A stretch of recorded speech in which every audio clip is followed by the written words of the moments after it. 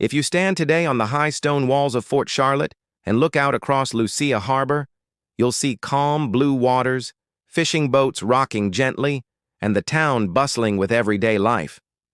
But almost 270 years ago, this very spot was built for war. Fort Charlotte began its story in the mid-1700s, around the time when Jamaica was the crown jewel of Britain's colonies.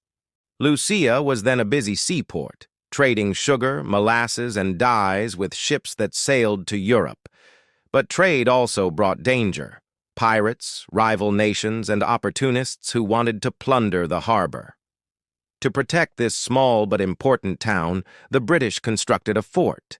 At first it was called Fort Lucea, but later renamed Fort Charlotte after Queen Charlotte, the wife of King George III. The fort was impressive for its time. Made of solid cut stone, it had 23 embrasures, the openings where cannons were mounted. Of these, 20 cannons were always ready, their muzzles pointing out toward the sea. Imagine the sound of iron wheels grinding across stone as soldiers rolled the cannons into place, or the thunder that would have shaken the harbor when they were fired. Inside, the fort contained barracks for soldiers and even a rotating gun platform, a clever design that allowed defenders to swivel and cover more ground. Soldiers lived, trained, and kept watch here, ensuring that Lucea remained safe from surprise attacks. But history moves quickly. By the early 19th century, naval warfare changed, and Lucea's harbor lost some of its strategic value. The cannons grew silent, the soldiers departed, and the fort slowly faded into the background of daily town life.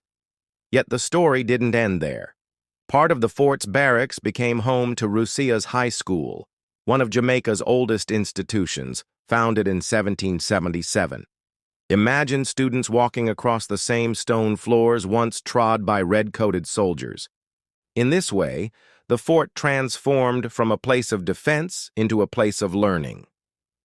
Today, Fort Charlotte is a heritage site, a reminder of Jamaica's layered history, of colonial struggles, community resilience, and the blending of past and present.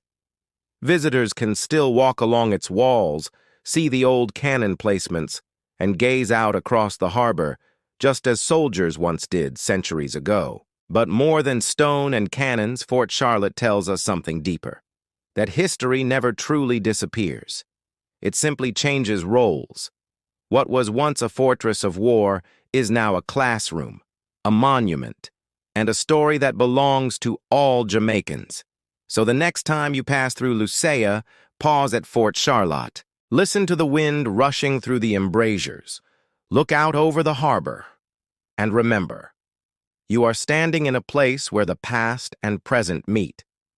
Subscribe for more interesting true story from Jamaica shores.